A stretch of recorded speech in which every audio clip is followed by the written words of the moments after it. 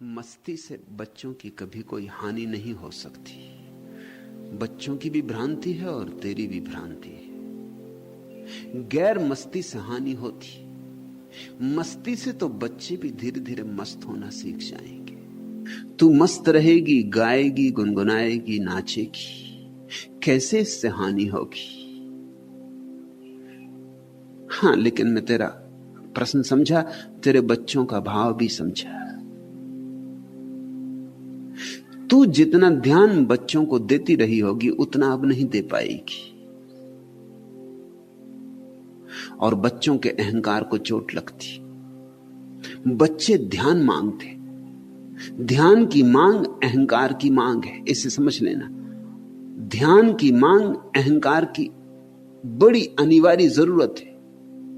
इसके बिना अहंकार जी ही नहीं सकता। यह अहंकार का भोजन है। इसलिए तुम्हें अगर बहुत लोग तुम्हारे प्रति ध्यान दें तो अच्छा लगता है। तुम आओ और कोई ध्यान ही ना दे, तुम आओ और चले जाओ, कोई जयराम जी भी ना करे, राह से गुजरो और कोई देखे भी ना तुम्हारी तरफ, आदमी तो आदमी, कुत्ते भी ना भौंके, तो तुम बड़े उदास हो जाओगे, तुम बड़े हताश हो जाओगे कि हुआ क्या है, कुछ तो हो। इसलिए तो लोग कहते हैं कि अगर नाम ना हो तो कोई हर्ज नहीं, बदनामी हो जाए मगर कुछ तो हो। बदनामी भी होगी तो कुछ नाम तो होगा, लोग चर्चा तो करेंगे। लोग चाहते हैं चर्चित हों, ध्यान दिया जाए। इसलिए तो राजनीति की इतनी पकड़ है दुनिया में। राजनीति का इतना बल क्या है, आकर्षण क्या है? राजनीतिक को मिल क्या जाता है? हजारों लाखों लोगों का ध्यान मिल जाता है, उससे अहंकार की तृप्ति होती। इतने लोग मेरी तरफ देख रहे हैं, मैं प्रधानमंत्री, मैं राष्ट्रपति, इतने लोग मेरी तरफ देख रहे हैं, मैं कुछ खास। छोटे बच्चों में ही ये यात्रा शुरू हो जाती। तुमने देखा होगा, घर में मेहमान आए और बच्चों को तुम कह दो कि जरा शांत रहना, घर में मेहमान आ रहे हैं।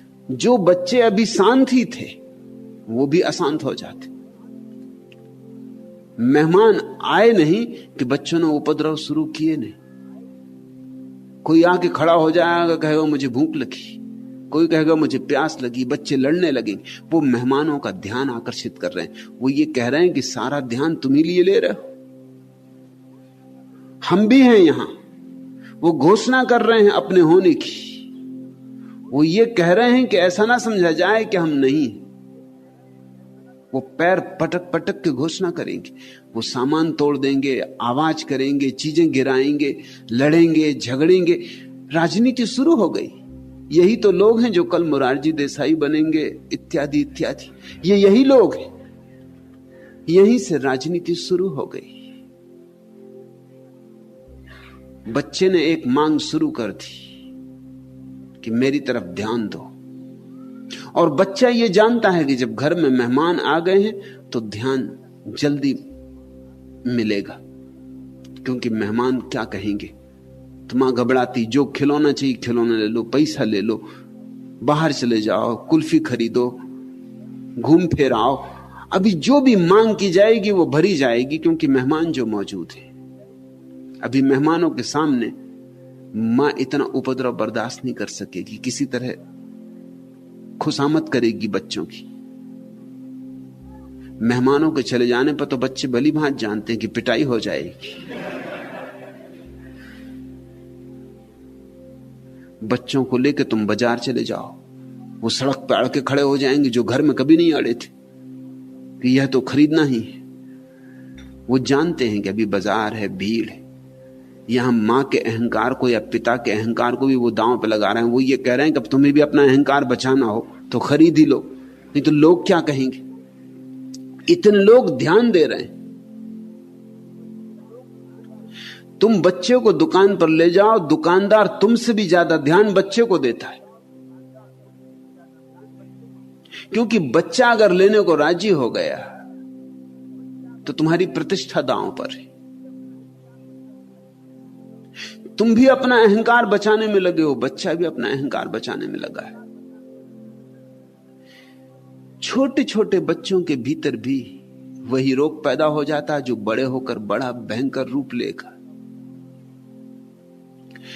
तो स्वभावतः वीणा अगर तू मस्त रहेगी, नाचेगी, गाएगी, गुनगुनाएगी, तो बच्चों को ऐसा लगेगा उन पर ध्यान नहीं दिया जा रहा। लेकिन इससे हानि नहीं हो रही, लाभ हो रहा है। तेरे बच्चे राजनीतिज्ञ नहीं बनेंगे। उनके अहंकार की तृप्ति उनका हित नहीं। अहंकार की तृप्ति ऐसी है जैसे कोई खाज को खुजलाए। खाज को खुजलाने में पहले तो तृप्ति मालूम होती, नहीं तो कोई खुजलाए ही क्यों। बड़ी मिठास लगती खुजलाने में, बड़ा मीठा मीठा रस आता, लेकिन फिर पीड़ा होती, फिर लहू निकल आता, फिर चमड़ी छिल गई, अब दर्द होता है। हर बार तुमने खुजलाया है खाज को, हर बार दर्द पाया है, फिर भी जब खाज होगी फिर खुजलाने का मन होगा। अहंकार खाज जैसा है, उसको खुजलाने से पहले तो मिठास मिलती, पीछे बहुत कष्ट होता है। इसलिए तेरे बच्चों को अभी शुरू शुरू में तो कष्ट होगा तेरी मस्ती से, क्योंकि उनकी तरफ ध्यान कम हो जाएगा, लेकिन अंततः हानि नहीं होगी। जरा भी सोचना मत कि अन्याय हो रहा है, न्याय हो रहा है। धीरे धीरे बच्चे भी देखेंगे कि तुझे कुछ मिल गया है, धीरे धीरे उन्हें भी समझ में आएगा। और बच्चों की समझ बहुत साफ होती, क्योंकि निर्दोष होती। अभी आंखों पे पर्दे नहीं होते, अभी सिद्धांतों का जाल नहीं होता, अभी शास्त्रों की गर्द नहीं होती, अभी बच्चों का परिप्रेक्ष्य बिल्कुल शुद्ध होता है, अभी उनकी आंख सीधा सीधा देखती, अभी वे इर्छे तिरछे नहीं जाते। जल्दी ही वे देख लेंगे कि मां को कुछ हुआ है, और वे ये भी देख लेंगे कि मां पहले से ज्यादा मस्त है, आनंदित है, रस मुग्ध है। वे भी आतुर होंगे, वे भी इसी की तलाश से भरेंगे। अगर मां या पिता ध्यान करते हो, मस्त होते हो, तो बच्चे कितने दिन तक ध्यान से दूर रह सकते? ज्यादा देर नहीं, क्योंकि बच्चे अंततः मां बाप के पीछे ही चलते। तुम गलत हो तो बच्चे गलत हो जाते, क्योंकि किससे सीखें? और तुमसे ही सीखते। अगर तुम आनंदित हो तो बच्चे भी आनंदित होना सीखेंगे। शायद शुरू शुरू में अड़चन होगी, क्योंकि पुरानी आदत बन गई होगी उनकी, तू अब तक उनकी काफी खुशामद करती रही होगी।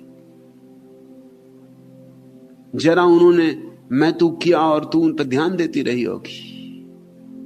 अब तेरा ध्यान कहीं और बह रहा है, अब बच्चों पर तेरा उतना ध्यान नहीं होगा।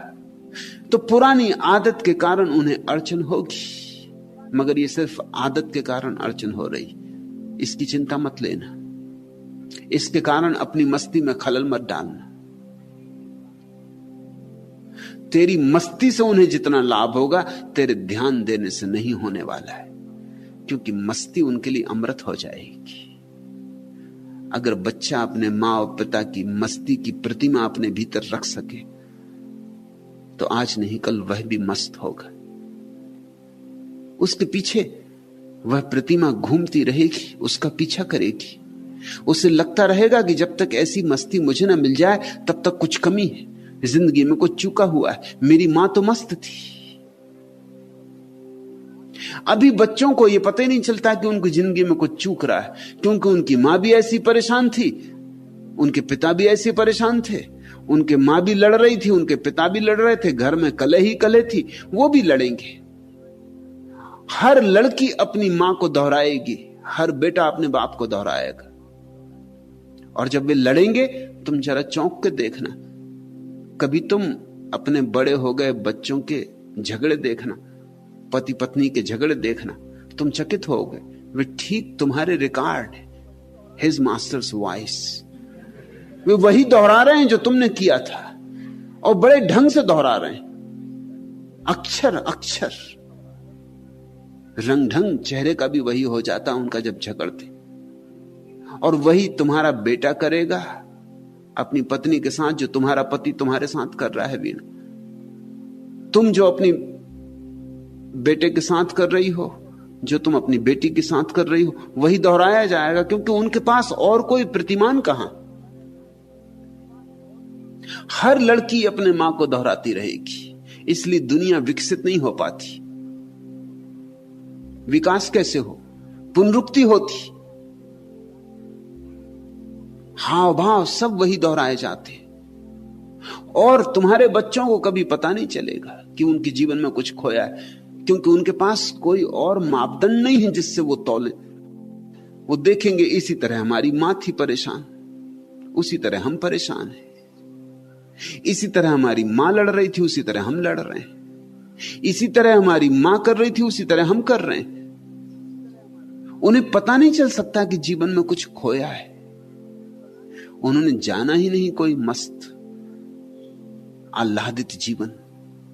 उन्होंने कोई झलक ही नहीं देखी जब फूल खिले हो। उन्होंने कांटे ही जाने, कांटे ही उनको चुभ रहे हैं। यही भाग्य है, ऐसा मानकर वे जी लेंगे। वीणा, तेरे बच्चे सौभाग्यशाली, सबके बच्चे इतने सौभाग्यशाली होने चाहिए कि उनके माता पिता के जीवन में धन, पद, परिवार से ज्यादा कुछ हो। उनके माता पिता के जीवन में परमात्मा की थोड़ी सी झलक हो, बूंद ही सही। वही झलक उनको पकड़ ले तो वे तृप्त ना हो सकेंगे साधारण जीवन से। फिर उन्हें कितना ही धन मिल जाए और कितना ही पद मिल जाए, उनके पीछे कोई कचोटता ही रहेगा कि अभी वह बूंद नहीं मिली जो मेरी मां की आंखों में थी, अभी वह मस्ती मुझे नहीं मिली। पाना है, उसे पाना ही होगा, नहीं तो जीवन अकारथ गया, नहीं तो जीवन में कोई अर्थ नहीं है। वह काव्य मुझे मालूम नहीं हो रहा है तो जरूर कहीं कोई कमी रह गई। कोई तलाश करनी है, कोई खोज करनी। और अगर जैसा वीणा तेरे और तेरे पति के बीच एक रसधार निर्मित हो रही, यह भी तेरे बच्चे देख सके तो वे भी इस रसधार को अपने जीवन में दोहराएंगे, अपने संबंधों में दोहराएंगे। इसलिए भी मैं कहता हूं कोई सन्यासी घर छोड़ के ना जाए। बच्चे देखें सन्यासियों को, बच्चे देखें सन्यासियों को मां की तरह, पिता की तरह। बच्चे देखें सन्यासियों को सब तरह के संबंधों में, ताकि उनके पास कुछ तो कसौटी हो जाए जिस पे वो अपने जीवन को कसते रहें। और अगर जीवन में कमी हो तो उसे पूरा करने का प्रयास करते रहें।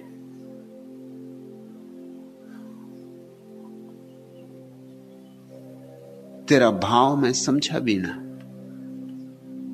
तुझे लगता होगा अन्याय हो रहा है, क्योंकि बच्चे जोर शोर कर रहे होंगे इस बात पे कि हमारे साथ अन्याय हो रहा है, हम पर उतना ध्यान नहीं दिया जा रहा है। जैसी तू फिक्र करती थी कल तक उनकी कि सब बटन ठीक से लगे कि नहीं, और बिस्तर पे कोई सलवट तो नहीं है रात,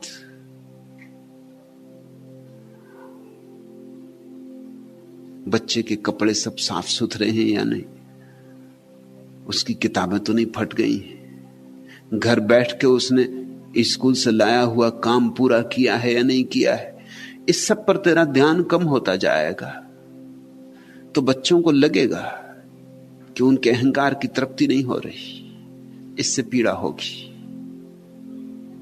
वे शिकायत भी करेंगे, वे तेरे खिलाफ मोर्चा भी खड़ा करेंगे, वे सब संग्रहित हो जाएंगे, इकट्ठे हो जाएंगे, वे सब कहेंगे हमारे साथ अन्याय हो रहा है।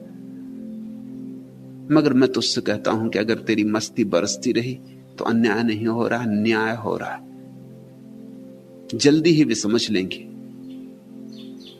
कि उतने ध्यान की कोई आवश्यकता न थी। सच तो यह है, मां बाप जरूरत से ज्यादा ध्यान दे रहे हैं, उस ध्यान से नुकसान हो रहा है, लाभ नहीं हो रहा। इस सदी के बच्चे जितने बिगड़े हुए हैं, दुनिया में बच्चे इतने बिगड़े हुए कभी भी नहीं थे। और कारण, इस सदी के मां बाप जितनी चिंता कर रहे हैं बच्चों की, उतनी उन्होंने कभी भी नहीं की थी। फुर्सत भी नहीं थी, समय भी नहीं था, जिंदगी का संघर्ष इतना था, सुबह 5 बजे उठ के चला जाएगा किसान खेत पर काम करने, सांझ होते होते लौटेगा। कहां फुर्सत थी, कहां समय था कि बच्चों के साथ बैठे, कि रेडियो सुने, कि टेलीविजन देखे, कि बच्चों को फिल्म ले जाए। कहां सुविधा थी, कहां समय था। रोटी रोजी पूरी नहीं हो रही थी। बच्चे जल्दी ही प्रौढ़ हो जाते थे। ये तुमने ख्याल किया? अभी भी गांव के बच्चे जल्दी प्रौढ़ हो जाते, क्योंकि छोटी सी बच्ची चली पिता का भोजन लेके खेत की तरफ। उतनी छोटी बच्ची शहर की किसी काम की नहीं, उस पर तुम कोई भरोसा नहीं कर सकते। वो अपने ही भोजन ठीक से कर ले, वही मुश्किल मालूम होता। पिता का भोजन क्या खाक ले जाएगी? गांव की छोटी बच्ची घर का भोजन बनाने लगती। अभी तुम्हारी बच्ची को भोजन करना भी नहीं आता, उस पर टेबल पे उसके सामने बैठ के मां को उसको भोजन करवाना पड़ता है। तुम जरा फर्क देखो, जितना छोटा गांव होगा उसके बच्चे उतने ही जल्दी प्रौढ़ हो जाते। चले गाय को चराने, बैल को चराने, दूध लगाने, लकड़ी बीनने, जिंदगी शुरू हो गई। सच तो यह है, मनोवैज्ञानिक कहते हैं कि जिस तरह के बच्चे हम अभी देख रहे हैं, ये केवल 200 साल की उपज है। 200 साल के पहले इस तरह के बच्चे थे ही नहीं दुनिया में। मनोवैज्ञानिक तो कहते हैं कि जिसको हम अब कहते हैं किशोरावस्था, वह होती ही नहीं थी पहले। क्योंकि 7-8 साल का बच्चा तो काम में लग जाता। अब बच्चा जब 25 साल का हो जाता तब काम में लगता है, और तब भी लग जाए तो सौभाग्य। क्योंकि एक तो 25 साल बिना काम करने की आदत, 25 साल मुफ्तखोरी करने की आदत, 25 साल तक मां बाप के ऊपर निर्भर रहने की आदत। कोई लंबा छोटा समय नहीं, लंबा समय 25 साल। अगर 75 साल जिएगा तो 1/3 जिंदगी हो गई। 1/3 जिंदगी तो आदत हो गई निर्भर रहने की। अब अचानक काम और जिम्मेवारी। आज अमेरिका में जो बच्चे हिप्पी हो रहे हैं, उसका कारण तुम समझते हो? अमेरिका सबसे ज्यादा समृद्ध है, इसलिए सबसे ज्यादा विकृत बच्चे पैदा हो रहे हैं। समृद्ध होने के कारण जरूर से ज्यादा ध्यान दिया जा रहा बच्चों पर। बच्चों को साइकिल ही नहीं चाहिए, कार भी चाहिए। छोटे छोटे बच्चे कार चला रहे हैं। सबसे ज्यादा दुर्घटनाएं उन्हीं से होती। सबसे ज्यादा कार की दुर्घटनाएं 18 वर्ष से लेकर 25 वर्ष के बीच के लड़के करते, लड़कियां करती। और सबसे ज्यादा अपराध भी वही करते। सबसे ज्यादा उपद्रव भी 18 और 25 साल के बीच के बच्चे करते। खाली है, ताकत हाथ में आ गई, काम कुछ है नहीं। यूनिवर्सिटी में आग लगाओ, फर्नीचर तोड़ दो, खिड़कियों के कांच तोड़ दो, कुछ तो करना होगा। ये तुम कल्पना नहीं कर सकते थे, क्योंकि 25 साल का पुराने जमाने का आदमी तो बड़ा प्रौढ़ होता था। क्योंकि 7-8 साल का होता तब तो काम में लग जाता है, और भी गरीब घर का होता तो और भी पहले काम में लग जाता। जिम्मेदारियां सिर पे आती तो अनुभव आता, अनुभव आता तो समझ आती।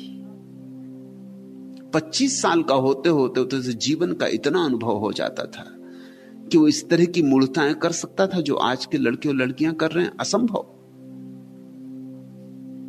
उसमें एक गुरु गंभीरता आ जाती थी, उसे जीवन का एक पाठ मिल गया होता था। आज हम सोचते हैं बच्चों को हम शिक्षा दे रहे हैं, लेकिन जीवन के पाठ से हम उनको वंचित रख रहे हैं, और उनका इतनी फिक्र हम कर रहे हैं कि ना वो अपना पजामा का नाड़ा बांध सकते, वो भी मां बांध रही। अब मैं सोचता हूं वीणा की तस्वीर के बांध रही बच्चों के नाड़े। अब भजन भी गा रही होगी तो नाड़ा खुल जाता होगा, नहीं बनता होगा। बच्चे को नाराजगी आती होगी कि ये बात क्या है। पहले नाड़ा बिल्कुल ठीक बनता था, अब रास्ते में खुल जाता है। मां ध्यान नहीं दे रही ठीक से। बच्चों के बस्ते, उनका सामान तू रख रही होगी, अब उनको खुद रखना पड़ रहा होगा। उनको खाना खिलाने के लिए टेबल पे बैठ रही होगी, खाना खा। बच्चे रो रहे हैं आज के, किस लिए रो रहे हैं पूछो उनसे। पुराने जमाने के बच्चे रोते थे कि भोजन चाहिए। आजकल के बच्चे रो रहे हैं कि उनको मां भोजन करा रही, वो उन्हें भोजन नहीं करना, आंसू टपक रहे हैं, और मां सामने बैठी कि भोजन करो, उन्हें भोजन नहीं करना, या उन्हें यह भोजन नहीं करना, उन्हें आज कुछ और चाहिए। कि आज वो जाना चाहते हैं कॉफी हाउस, इडली डोसा या कुछ और। उन पर ध्यान, उनको 24 घंटे ध्यान चाहिए, और इस ध्यान से कुछ लाभ नहीं होने वाला उनको। ये जो जिस लड़के को 25 साल तक उसकी मां ने ध्यान किया है और ध्यान दिया है और हर तरह से उसकी फिक्र की, ये कल विवाहित होकर अपनी पत्नी से भी यही अपेक्षा करेगा और उपद्रव शुरू होगा, क्योंकि उसकी भी फिक्र की गई है। और वो अपने पति से ऐसी अपेक्षा करेगी जैसे अपने पिता से अपेक्षा करती थी। कलह शुरू हो जाएगी, पहले दिन से कलह शुरू हो जाएगी। उनकी आकांक्षाएं, अपेक्षाएं बड़ी। लड़की चाहेगी कि पति पिता की तरह सारी अपेक्षाएं पूरी करे, पति चाहेगा कि पत्नी मां की तरह सारी अपेक्षाएं पूरी करे। ये कैसे हो सकता है? दोनों की आकांक्षाएं बड़ी, अभिलाषाएं बड़ी, और दोनों ही गिरेंगे, क्योंकि दोनों ही पूरा नहीं कर पाएंगे। दुनिया ने इतने तलाक कभी नहीं जाने थे, और इतना दुखी दाम्पत्य जीवन कभी नहीं जाना था। उसके कारण थे क्योंकि इतनी अपेक्षा कभी नहीं की थी। अपेक्षा का कोई कारण नहीं था। ऊपर से देखने में तो लगेगा कि अगर ध्यान हमने बच्चों पर कम दिया तो नुकसान होगा, ऐसा नहीं है। और भी एक बात तो उससे कहूं कि अक्सर हम बच्चों पर ध्यान देते हैं जब बच्चे बीमार होते, परेशान होते, रुग्ण होते। वैज्ञानिक हिसाब से जब बच्चे रुग्ण होते हैं, परेशान होते हैं, बीमार होते हैं, तब बहुत ध्यान नहीं देना चाहिए, क्योंकि ध्यान का गलत संबंध जुड़ रहा है। बच्चा बीमार है तब मां उसके पास बैठकर सिर दबा रही। अब जब भी इस बच्चे को भविष्य में सिर दबाना होगा, ये बीमार हो जाएगा। पतिदेव घर आके एकदम लेट ही जाएंगे बिस्तर पे। दफ्तर में बिल्कुल ठीक थे, घर आती सिर दर्द हो जाता। वो चाहते कि पत्नी उनका सिर दबाए, पैर दबाए, उनके आसपास खुशामद करे कि वो बड़ा काम करके लौटे। और पत्नी भी, पति जब तक घर नहीं आते तब तक बिल्कुल ठीक मालूम होती है, रेडियो सुन रही और अखबार पढ़ रही। और जैसे ही पति आए कि बिस्तर से लग जाती। वो भी चाहती कि पति उसके सिर पर हाथ रखे, क्योंकि पति हाथ ही सिर पर तब रखते हैं जब पत्नी बीमार होती। स्त्रियों ने तो बीमार होने की कला सीख ली। उनको पक्का पता है कि उन पर ध्यान ही तब दिया जाता है। पत्नी बीमार हो जाए तो पति पूछने लगता है कि साड़ी लेनी, क्या करना। जो करना हो माई करो, मगर बीमार ना हो।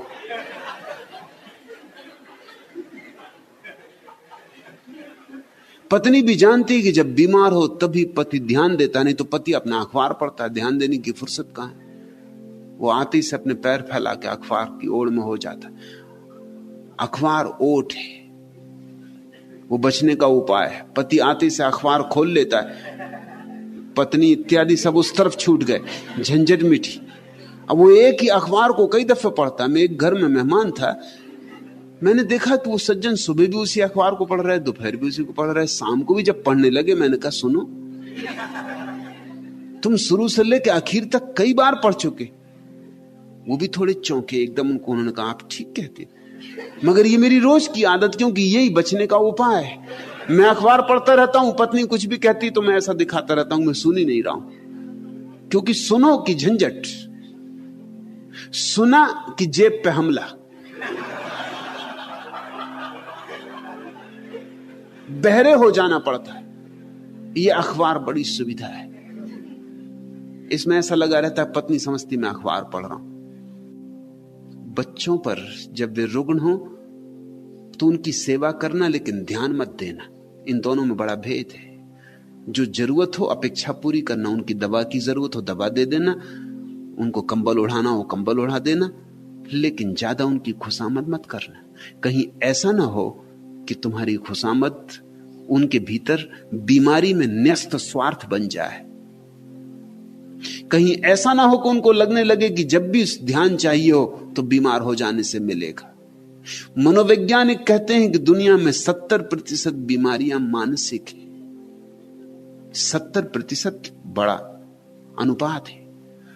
और ये 70% बीमारियां ऐसी हैं जो तुम चाहते हो कि हो जाएं। तुमने देखा परीक्षा के वक्त बच्चे बीमार हो जाते। परीक्षा के वक्त सारी दुनिया में बच्चों की बीमारियां एकदम बढ़ जाती, क्योंकि बीमारी सुगम उपाय है बचने का। परीक्षा देने की जरूरत नहीं, बीमार है। या अगर देनी भी पड़ी परीक्षा और पास ना हुए तो भी कोई ये नहीं कह सकता कि कोई हमारी भूल हुई, बीमार थे।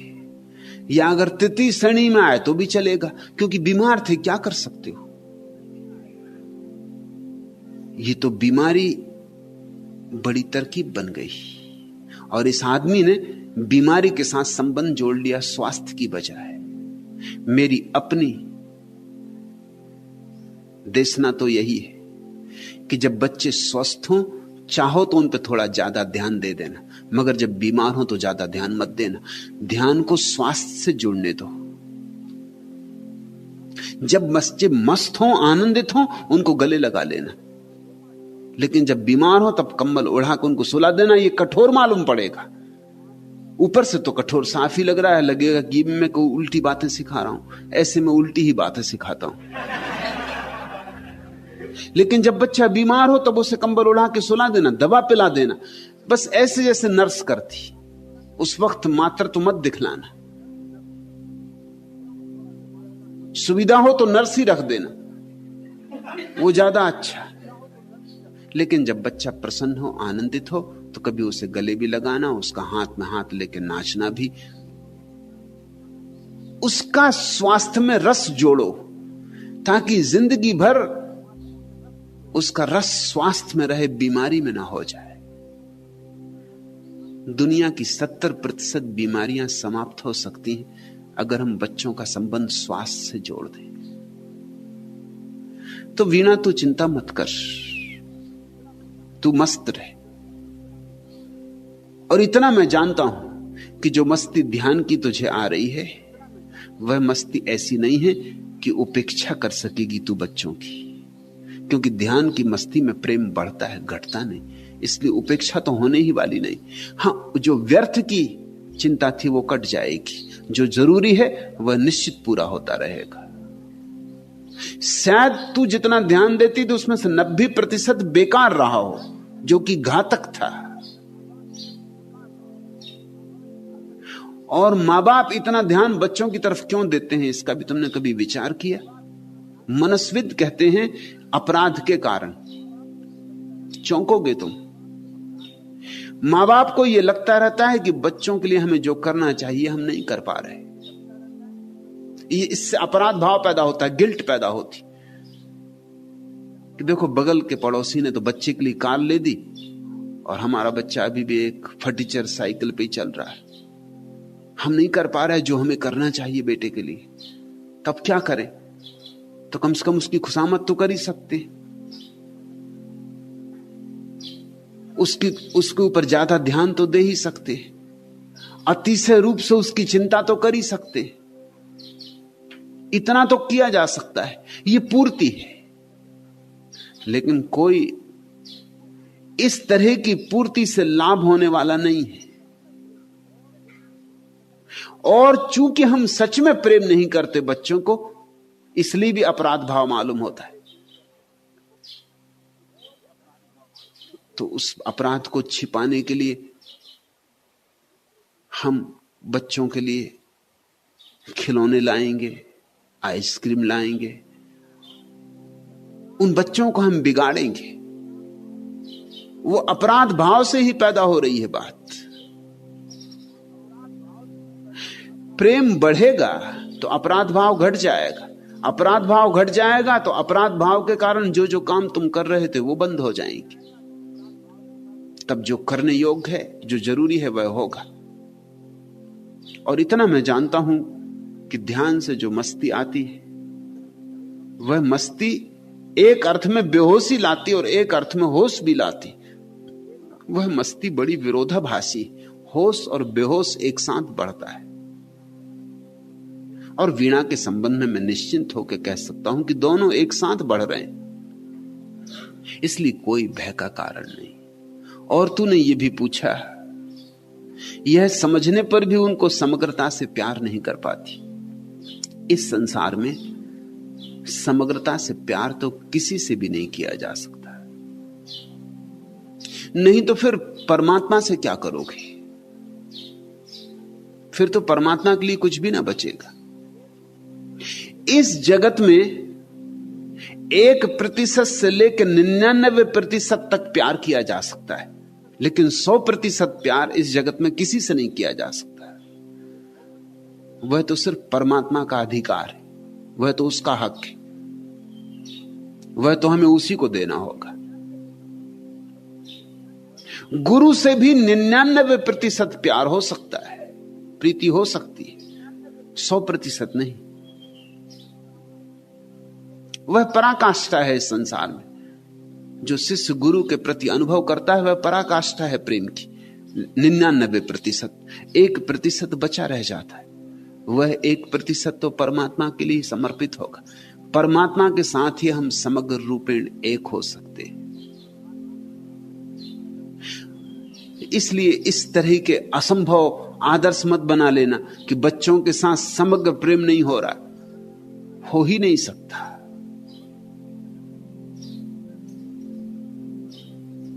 और अच्छा है कि नहीं हो रहा है। क्यों? क्योंकि अगर मां बच्चे को बहुत प्रेम करे, अति से प्रेम करे, तो भी खतरा है।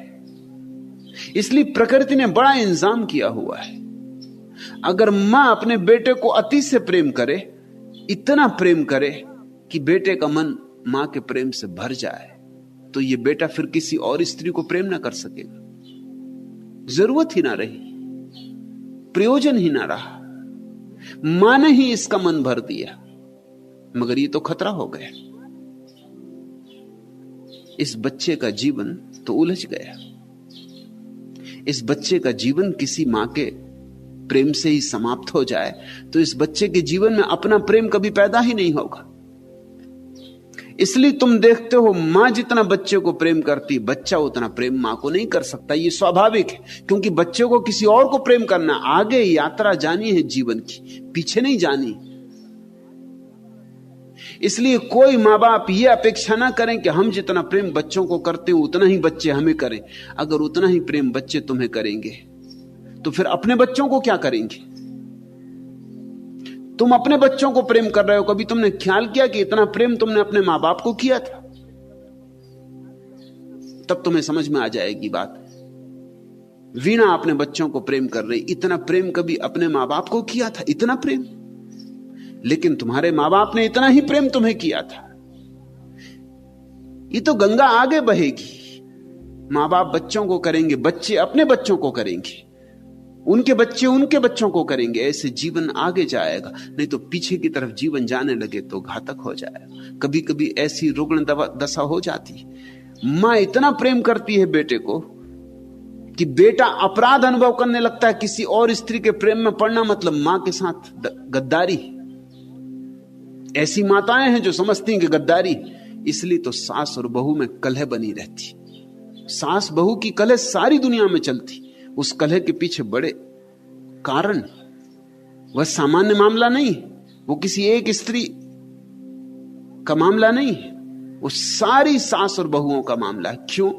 क्योंकि सास ने अपने बेटे को प्रेम किया था, इतना प्रेम किया था, और आज ये बेटा गद्दार हो गया। ये आज उसकी नहीं सुनता, एक अजनबी औरत की सुनता है। मां जिस बेटे को बनाने में 25 साल लगाती है, बुद्धिमान बनाने में 25 साल, उसको कोई स्त्री 5 मिनट में बुद्धू बना देती। अब मां को चोट ना लगे तो और क्या हो। और ये सज्जन चले, ये अपनी पत्नी की सुनते हैं। अब अगर मां और पत्नी के बीच विरोध हो तो ये पत्नी की सुनेंगे। पत्नी की सुननी भी चाहिए, क्योंकि इसी तरह जीवन आगे जाएगा। इसमें कुछ अनहोना नहीं हो रहा है, लेकिन मां की अपेक्षा गलत है, मां की आकांक्षा गलत है। मां बच्चे को बुरी तरह घेर लेना चाहती, कुछ बच्चे घिर जाते।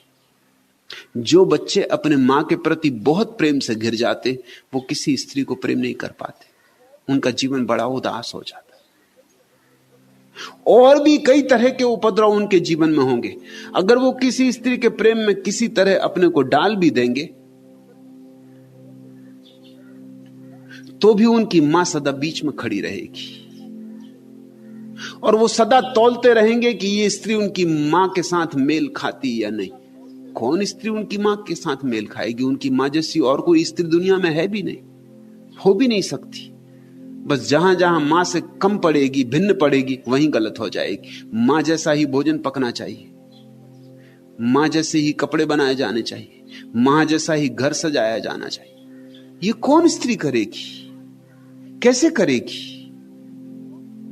और ये अपेक्षाएं पूरी नहीं होती, ये भीतरी अपेक्षाएं, तो फिर कलह और संघर्ष। नहीं, बच्चों को उतना ही प्रेम देना जितना सहज स्वाभाविक है। समग्रता की व्यर्थ आकांक्षा मत करो, स्वाभाविक का भाव रखो, समग्र का नहीं। बस स्वाभाविक जितना है उतना प्रेम उचित है। बच्चों की चिंता करो, उनके स्वास्थ्य की फिक्र करो, उनके भविष्य की फिक्र करो। वे जीवन में अपने पैरों पर जल्दी खड़े हो जाएं, अपनी यात्रा पर निकल जाएं, इसकी फिक्र करो। और तुम्हारी फिक्र इतनी ज्यादा नहीं होनी चाहिए कि वे कमजोर रह जाएं, क्योंकि अतिशय फिक्र कमजोर कर देगी उनको। जैसे कोई मां अपने बेटे का हाथ पकड़ के चलाती ही रहे, उसे चलने ही ना दे कभी अपने पैरों के बल। मैंने सुना है एक धनपति दंपति अपनी कार से उतरा, सामान उतारा गया होटल में। फिर उस महिला ने आवाज दी कि 4 नौकर भेजे जाएं, बेटे को उतारना है। बेटा होगा कोई 14 साल का, उसको भी उतारा गया। नौकर तो बहुत चकित हुए और नौकर बड़े दुखी भी हुए, क्योंकि बेटा बड़ा सुंदर था। उनमें से एक नौकर ने कहा, इतना सुंदर प्यारा बेटा और चल भी नहीं सकता। उस स्त्री ने कहा, क्या कहा तुमने? चल क्यों नहीं सकता? लेकिन चलने की कोई जरूरत नहीं, अपंग नहीं है मेरा बेटा, लेकिन चलने की कोई आवश्यकता नहीं। गरीबों के बेटे चलते। अब ये तो खतरनाक मामला हो गया। अगर गरीबों के बेटे चलते हैं, और अगर मां इतनी अमीर है कि अपने बेटे को चलाने की कोई जरूरत नहीं, नौकरों से उठा कर ले जा सकते हैं स्ट्रेचर पर, तो ये तो खतरनाक हो गया। ये अतिशयोक्ति हो गई। लेकिन बहुत सी माताएं ऐसी अतिशयोक्ति कर लेती। हम अपनी मूर्छा में बहुत सी अतिशयोक्तियां करते। नहीं, स्वाभाविक रहो, समग्र की कोई बात मत उठाओ। समग्र प्रेम तो होगा परमात्मा से, उसकी दिशा में वीणा गति शुरू हो गई। वही तो मस्ती आ रही, वही तो झलक आ रही।